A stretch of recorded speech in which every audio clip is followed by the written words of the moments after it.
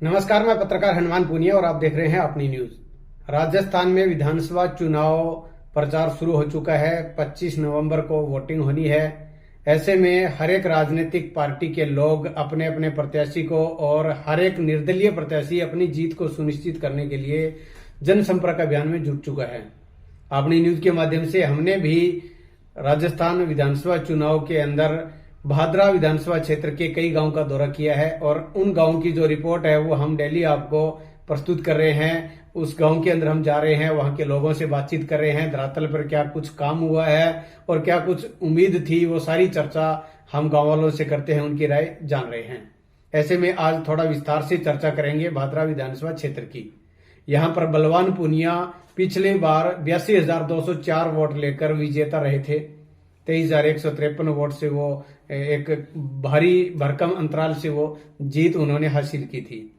ऐसे में अब की बार क्या एक बार फिर वो विधानसभा का चुनाव जीत पाएंगे या फिर उनकी टक्कर के अंदर संजीव बेनीवाल पिछली बार चुनाव हार गए थे, उनकी क्या स्थिति रहने वाली है, उस पर अभी चर्चा कर रहे हैं हम। ऐसे में एसपी सिंह जो कि भारतीय जनता पार्टी के एक वरिष्ठ नेता, उनको हम मान सकते हैं क्योंकि वो रिटायर्ड आईएएस हैं और भारतीय जनता पार्टी के अंदर वो जुड़े हुए हैं। ऐसे में वो भादरा से अपनी टिकट की दावेदारी जता रहे थे, लेकिन उनको टिकट नहीं मिली है। कल उन्होंने अपने कार्यकर्ताओं की एक बैठक बुलाई, अपने पारिवारिक सदस्यों की बैठक बुलाई और उसमें उन्होंने फैसला लिया कि वो भारतीय जनता पार्टी के साथ हैं।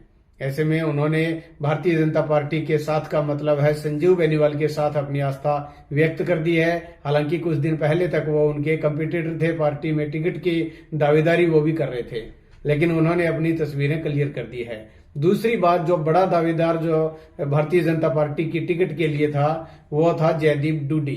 जयदीप डूडी पूर्व संसदीय सचिव विधायक रह चुके हैं, उनके पिता भी यहाँ से विधायक रह चुके हैं। तो ऐसे में उनकी दावेदारी बड़ी थी और उन्होंने अब 20 तारीख को एक सम्मेलन, अपने कार्यकर्ताओं की एक बैठक बुलाई है। तो उसके अंदर क्या कुछ वो फैसला लेते हैं वो समय बताएगा, लेकिन उससे पहले हम एक बात, बड़ी बात जो है वो सामने आई है, वो ये है कि पिछली बार जयदीप डूडी को टिकट नहीं मिली थी, कांग्रेस की टिकट के वो दावेदार थे, वो नहीं मिली थी। तो ऐसे में उन्होंने अपना समर्थन बलवान पूनिया को दिया था।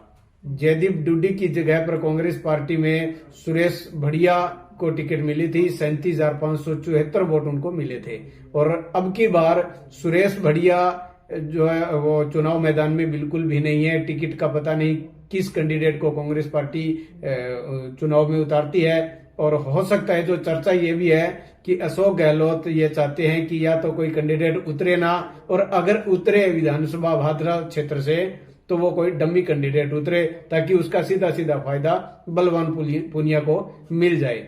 एसपी सिंह ने अपना समर्थन दिया है, वो एक बड़ी बात है। यहाँ यह बताना भी जरूरी है कि एसपी सिंह पूर्व विधायक सुरेश भड़िया के बड़े भाई हैं और उनका समर्थन अब संजीव बेनीवाल की तरफ गया है। पिछली बार जयदीप डूडी का समर्थन वो बलवान पूनिया की तरफ गया था और उसकी वजह से ये मानते हैं कि काफी भारी भरकम वोट उनको मिले थे। इस बार क्या कुछ रहेगा वो 20 तारीख को क्लियर हो पाएगा।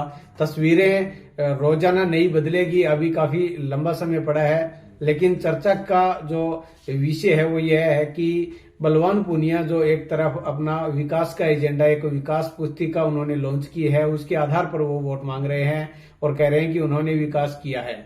लेकिन भादरा की जनता की अगर बात करें तो यहाँ पर विकास के एजेंडे को माना नहीं जाता है। अब तक का इतिहास है उसमें दोबारा से कोई एक विधायक जो है वो उसी टाइम दोबारा से विधायक नहीं बना है। तो ऐसे में इस बार विकास का एजेंडा कितना काम कर पाएगा वो समय बताएगा। लेकिन दूसरी तरफ उनके जो एंटी है, दूसरी भारतीय जनता पार्टी के जो कैंडिडेट हैं संजीव बेनीवाल, वो भी इस मामले में विकास के जो एजेंडा चला रखा है उसके अंदर, उसमें बड़ा करप्शन का आरोप लगाया जा रहा है। वो अपने हर एक संबोधन में वो कह रहे हैं कि बलवान पूनिया ने करप्शन किया है, भादरा के लोगों ने इसका जो है पीड़ा है और उसका रिजल्ट है वो आने वाले चुनाव में वो अपना रोष दिखाएंगे। इसके अलावा हमने खुद कई गांव में गए हैं, जिसमें बलवान पूनिया के गांव का ही अगर बात करें तो पिछली बार गांव से लगभग 1700 वोट उनको मिले थे, लेकिन इस बार वहां पर भी लोगों में नाराजगी है। हालांकि वो नाराजगी कुछ अलग एंगल से हो सकती है, लेकिन बड़ी बात यह है कि इस बार बलवान पूनिया के लिए इतना आसान नहीं होगा जितना पिछली बार इतना गैप से वो जीत गए थे। वहीं इस बार संजीव बेनीवाल के लिए भी इतना आसान मुकाबला नहीं है कि पिछली बार का जो 23,000 वोट का जो गैप है उसको पूरा करना, भर पाना, वो अपने आप में एक बड़ा मुश्किल काम है। और उसके लिए किस तरह से वो अपनी कैंपेनिंग चलाते हैं वो समय बताएगा। सबसे बड़ा जो मुद्दा है, जो क्लियर हो पाएगा तस्वीरें, वो जयदीप डूडी पूर्व संसदीय सचिव, वो अपना क्या कुछ डिसीजन लेते हैं। क्या अगर भारतीय जनता पार्टी में होने के बाद उनको टिकट नहीं मिली तो क्या अगर वो निर्दलीय चुनाव लड़ते हैं या किसी को सपोर्ट करते हैं, और सपोर्ट करते हैं तो किसको करते हैं, इस पर उनका डिसीजन जो है वो भाद्रा की राजनीति तय करेगा। मोटा मोटा यहाँ पर ये क्लियर हो रहा है। इसके अलावा अगर बात करें तो बलवान पूनिया के पिछली बार समर्थक रहे थे, उसमें भी काफी लोग उसके अब एंटी हो चुके हैं, जिसके अंदर अभी एक तो भिरानी से कई बार सरपंच रह चुके हैं राजेंद्र जलंधरा, वो चुनाव मैदान में आ चुके हैं।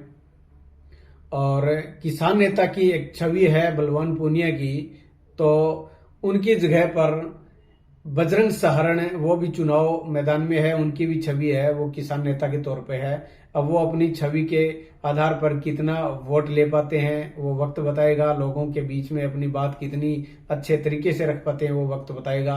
लेकिन मोटा मोटा चर्चा का जो एक बाजार बना हुआ है वो यही है कि इस बार बलवान पूनिया के लिए राह आसान नहीं है। वही संजीव बेनीवाल जो पिछली बार 23,000 वोटों से हार गए थे, वो अपना एक नए सिरे से नई शुरुआत उन्होंने अब करनी है। ऐसे में पिछला जो वोट उनको वोट आए थे लगभग 60,000, यानी कि 59,051 वोट उनको मिले थे। उनको कायम रखने के बाद कितने और वोट वो ले पाते हैं या उसमें से कमी होती है वो वक्त बताएगा। मुकाबला यहाँ पर तिकोनिया होता है या आमने सामने का होता है वो वक्त बताएगा। उसके आधार पर आगे चुनाव के अंदर क्या कुछ रिजल्ट रहते हैं वो आने वाले समय में आएंगे। लेकिन इस बार एक और चेहरा रूपनाथ, महंत रूपनाथ, जो पिछली बार बहुजन समाज पार्टी के प्रत्याशी थे, 15,581 वोट उनको मिले थे, और इस बार वो आम आदमी पार्टी के उम्मीदवार हैं।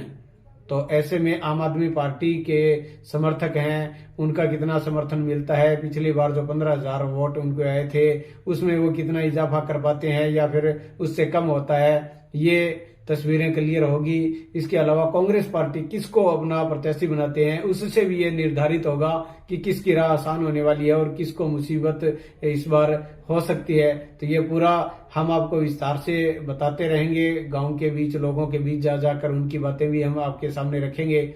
अपनी न्यूज के अंदर हम आपको डेली इस तरह के हर एक गांव की रिपोर्ट दे रहे हैं। अगर आपको लगता है कि हम वहां पर सटीक ईमानदारी से पत्रकारिता कर रहे हैं, सटीक जानकारी आप तक पहुंचा रहे हैं, तो हमारे इस वीडियो को ज्यादा से ज्यादा शेयर करें ताकि ज्यादा से ज्यादा लोगों तक ये मंच पहुंचे और वो अपनी यहाँ पर राय रख सके और हम अपनी जो राय रख रखे हैं उसके बारे में अपनी वो समीक्षा कर सकें। आपका बहुत बहुत धन्यवाद।